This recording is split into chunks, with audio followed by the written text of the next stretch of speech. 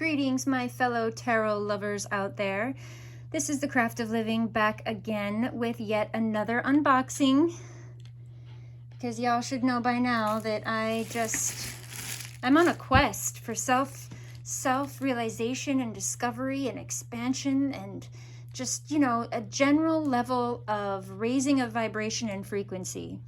Because at the end of the day, it's just like what Nikola Tesla says, that's what it comes down to, is frequency and vibration.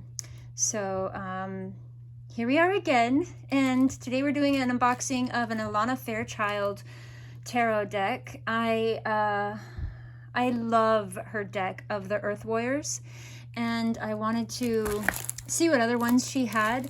And out of all the decks that she has, this one called directly to my soul and directly to my heart. So I had to go for it.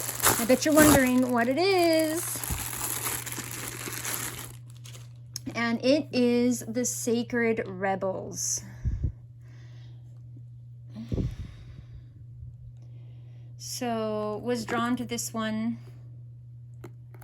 It had Rebel in the title, and I was like, ooh, what's that about? I've always been one of those who, I'm a harmonious rebel, if that makes any sense. But someone had shared the introduction of the booklet on this, and that is what honestly sealed the deal. So I like this also. The picture is about the person or the querent in the middle. And I mean, this is just my own personal interpretation.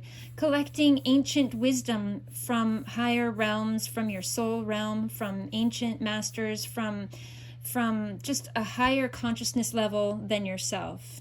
And then also your inner child is also, which is also in direct connection with the higher realms, giving you information too. So you're kind of seeing that from both angles. That's just my interpretation though. But it starts off here. Let's see how the book is, but we always look at the book first. Nice black and white book. Now this is very similar to her other book in the Earth Warriors, and she does include a healing process, which I have to say I do find them very, very helpful. I can't say that I've done one personally from beginning to end, but I do love what they offer in that, and some of them, as you can see, are pretty short. But let's move on to the cards.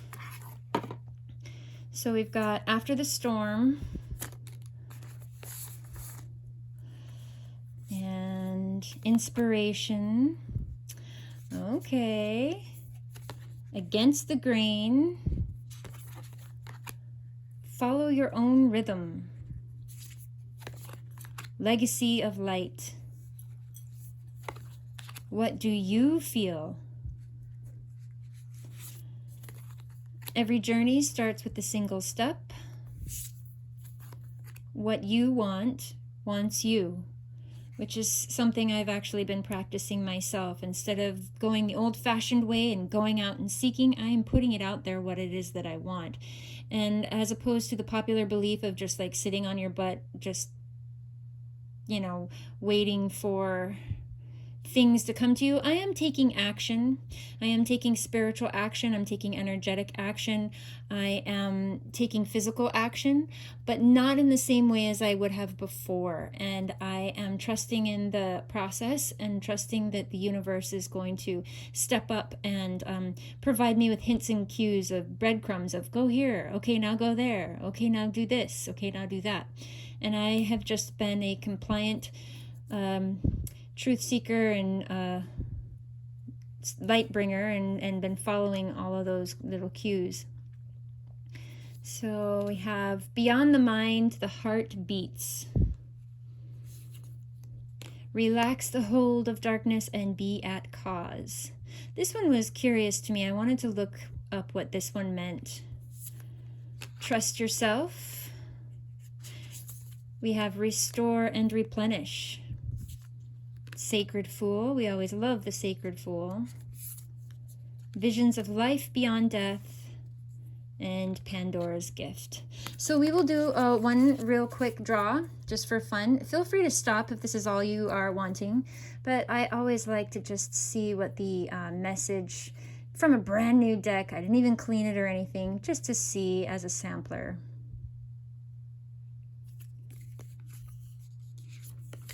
So we got relax the hold of darkness and be at cause. The same one that I was curious about. So I guess that is the one that I was supposed to look at today. So I'll just read a little bit. And like I said, if you've got what you wanted out of this video, feel free to end and move on. But for those of you that are also interested to see, just as a sample of what the meaning of the cards might be, you can hang around and I'll read a little bit of this for you. So, dear Sacred Rebel, this moment in your life requires great courage. Fortunately, you possess that in bucket loads. You are being asked to allow yourself to be lifted out of one level of known reality and into the next level of higher voltage reality. Higher voltage reality requires a more absolute trust and a heart that is surrendered into the greater heart of the universe, so that life can happen to us, through us, and with us. More quickly, more radically, more beautifully, and more boldly. You are now being invited into this new reality where things happen quickly and according to bold, loving optimism. This is a reality not only of potential, but of manifestation of the great big cosmic yes. To access this reality, you have to leap from known waters, and others may think you are crazy for doing so. You have to leave behind the dark, weighty grip of hesitation, procrastination, second-guessing, and the belief you have to do everything on your own. You may fear for your life. How will you be safe in the wild electric pulse of so much aliveness?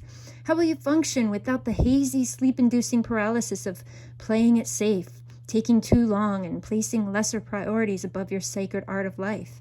How will you hold yourself back if you don't hold on to fear? How do you not need to worry about such things? Life is wild, but it is also wise.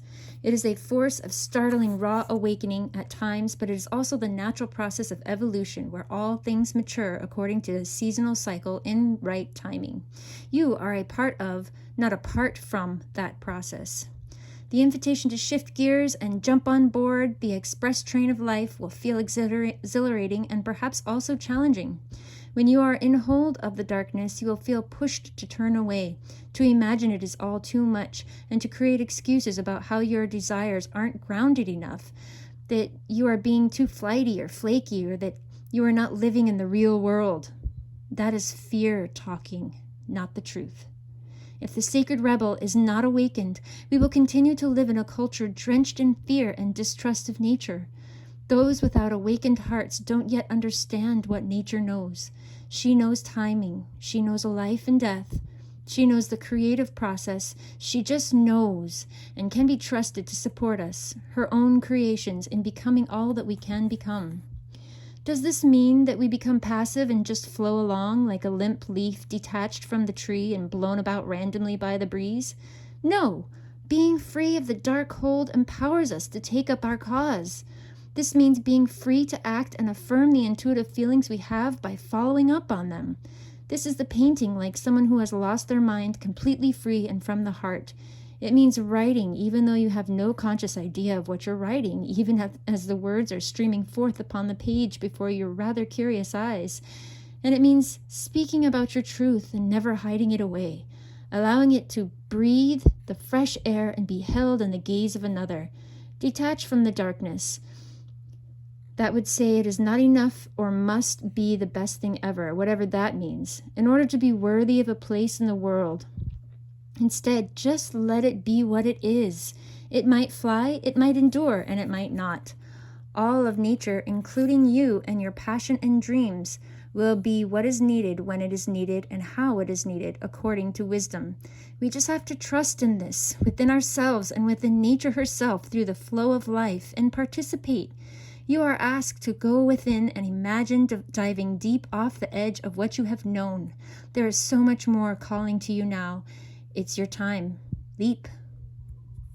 So, I wasn't going to read the whole thing, but I believe that already for me, there's a strong connection with this deck, and I felt compelled to continue reading it, if not for those of you out there whom it resonates with, for myself as well, because it resonates deeply with myself as I have jumped off a cliff of to what is to be considered normal and the norm, and to what is to be highly accepted. And I have gone off the deep end, so shall we say, to follow my own passion and what lights me up, and to figure out my own calling and how I fit into this new world. And it goes against my very practical nature of wanting a roadmap, wanting a step-by-step on how to do things, and wanting just, a more solid concrete path. So for me, this card was such a great affirmation on, look, you're doing the right thing. And it is about action, but it's not about struggle, and it's not about forcing. That's the real word, is forcing. When something feels forced and it feels off, then you're taking on more challenge than you need to. There are easier ways to go about things. And I am just learning to trust that in this process of life. Let me know what you think, guys, and if this card resonated with you at all. And I always get amazed at the synchronicity of spirit speaking through these divination tools. And until we meet again next time, farewell.